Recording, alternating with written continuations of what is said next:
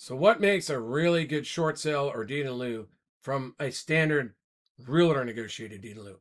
I think at first it starts with an analysis of your risk to the bank for the deficiency, of an analysis of your risk to the IRS for taxes. Very important now that the Mortgage Debt Forgiveness Act expired, and how whether you can leverage the law to protect or minimize damage to your credit. So that's a consult between the homeowner and their goals. Now, one of the things I've learned in this market uh, homeowners are surprised by is truly how long they can stay in the property without paying on their loans. Like the light bulb, I like wait for it now. The light bulb, when I'm explaining a lot to the client, and I slow down to make sure they're with me, and I'm like, because of the new federal laws, the California foreclosure timeline doesn't even start for 4 months. And I'm like, the California foreclosure timeline starts after 4 months. The California foreclosure timeline is about 121 days. And I go, so we're at 8 months. And then there's new laws like AB 2424 and the Homeowners Bill of Rights that, when leveraged by an attorney, can cause you to stay in the property longer if you do the certain things and you qualify. So you're looking at perhaps 10 months to a year of staying in the property, maybe longer, depending on how quickly the banks decide in how you want to time things. And most people will say, well, what if I want to stay in the property a long time but still afford a foreclosure? And I'm like, well, then we time the beginning of the short sale with what's going on in the market and how busy it is, and try to make sure the bank has sufficient time, and we'll lean on the Homeowner Bill of Rights to protect you as best we can. But I also have to say, and I have to examine the tax risks, because the longer you stay in the property, the bigger the short to the bank is. So when you get that 1089-C, like, are you going to owe taxes on 12 months of not paying them $5,000 a month, or 12 months of not paying $7,000 a month? Like, you might want to avoid that if you have recourse loans. So we go over all that. That is the beginning. A well-informed client who's leveraged their strategies. And many people say, well, why would I want to start sooner? And I'm like, good question. And then I say, is being in your situation, if this applies, if we do this right and we have the right approval language, you're not going to owe the bank money for a short sale. And if they have non-recourse loans, you're not going to owe the bank, the IRS taxes or the franchise tax board. All that's left to negotiate is your credit. Is your credit interesting to you? Yes, it is. But I've been told, say, in order to do this, I have to be late. That's what the bank told me when I want to do the foreclosure. The forbearance or the loan mod, or it's what they tell realtors when we approach them with a short sale package. So what are you talking about? I'm going to get a 30, 60, and a 90-day late ding. Some people know this, some people don't. And I explain it to them. And I go, but that's if you're trying to do the standard workout with the bank. What if, and this is what separates the good from the excellent.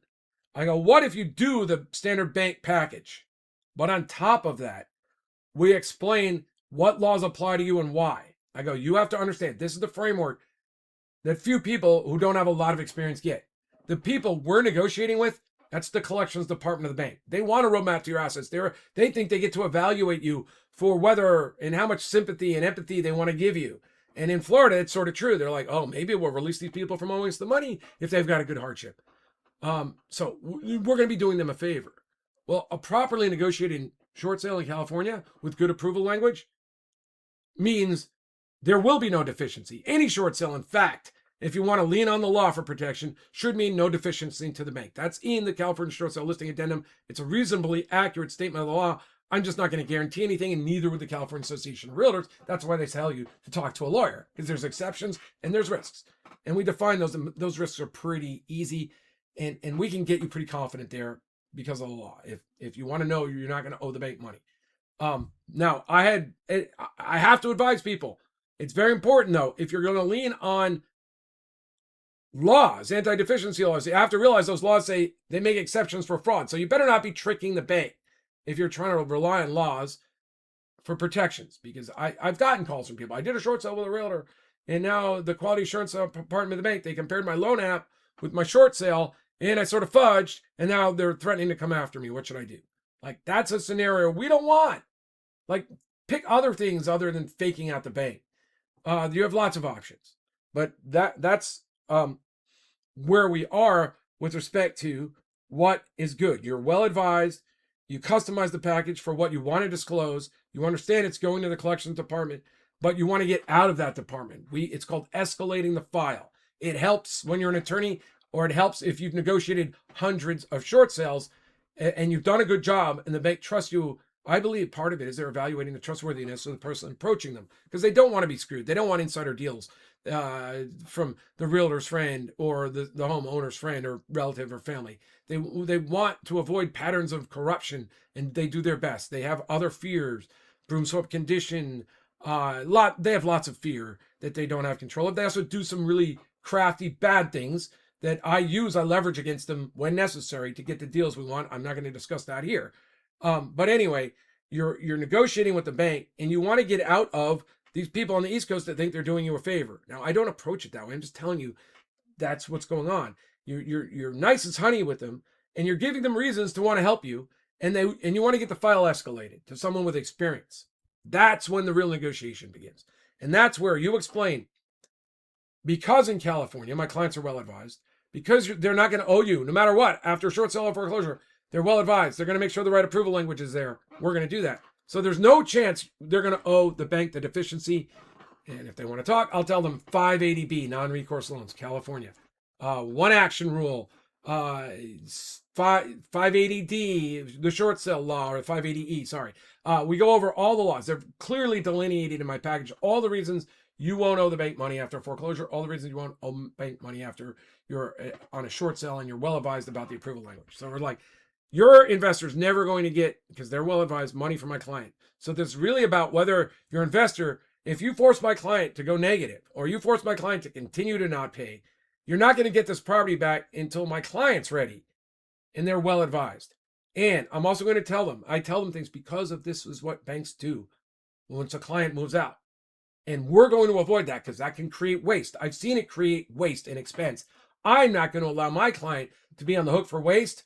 We're going to do these things, and this is going to, unfortunately, be bad for your investor as we're protecting their asset, which is, I think, my duty. We're going to protect your client's asset, but it's going to be far more expensive to your bank. They're going to get, the investor is going to probably wind up getting the property back later and have to pay cash for keys and all these other things.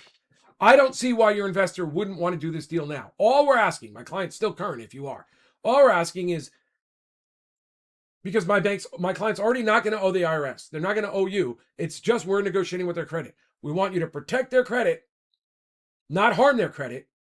And in exchange, your investor is going to get this property back now, where it's much more valuable to them. They haven't had a long series of not getting paid, and they're not getting, like we saw, well, it's still up behind me. I'm not showing you my screen. But Carlsbad, Zillow says, based on their Zillow Home Values Index in August, it's down 12% for the year. Now, that's not happening all over Carlsbad, but it's happening. Prices are going down all over in pockets, and there's no reason to think that properties weren't going to go down more. So their client, their investor, needs to be informed of this great offer they're getting. That's the whole point of the short sale, of the workout. Now, in the next video, I'm going to go into this more. No, actually, I've already got those videos. I'm going to just put them as part of this series. But why deed in lieu over short sale? Well, a deed in lieu is not something a realtor can get paid for. It is something like I'm going to tell you, I love short sales. Realtors love short sales. The bank pays our full commissions most of the time, or maybe negotiates a little bit. Like I do shorts, I can be negotiated much lower by a home seller than I have to negotiate with the bank. Now it's more money with the bank, more time with the bank, but the pay is really nice. So as a broker attorney, I love doing short sales. I also had a lot of experience getting them approved. So my time into a short sale versus commensurate payout was excellent. I negotiated for my own brokerage, and I've negotiated for realtors in other brokerages and gotten paid. So we love short sales. I'm going to tell you a deed in lieu is somewhat, the negotiating part of the bank, the same amount of work. For a short sale negotiator, they might get paid 1% just on that file. So on $1 million property, that's $10,000. I don't charge nearly that much on the deed in lieu. You can negotiate a deed in lieu down significantly with me, maybe to $2,000 if I really think you're going to get it done. And it's a bank that I know will look at it. But I cannot give guarantees. So for me, the deed in lieu, while you're current, is a great way to start. But you have to be willing to say, but I'm willing to do a short sale. I think this is the time of year you want to consider doing it, because you can time it. You're going to, if it goes in a short sale, Well, with the deed in lieu, you can negotiate your exit date. So we can either get you out before a holiday or after. Most of the time, those are our terms. And if you're paying on it and we negotiate it, these are things we'll discuss. Depending, is it right now? It's August, September, October. What do you want to do? You want to get out January 1st? I think that's a good target date.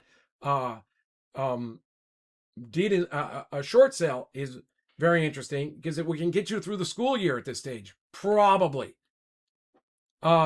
If we start in a month or two, so you start off current with your deed in lieu, and we start the short sale where you stop paying. If the deed in lieu isn't works, and they force you into not paying to get your loan work out, we're going to get you through the school year, or we're going to get you into the selling season. We can put your property on the market, and that is could be really useful.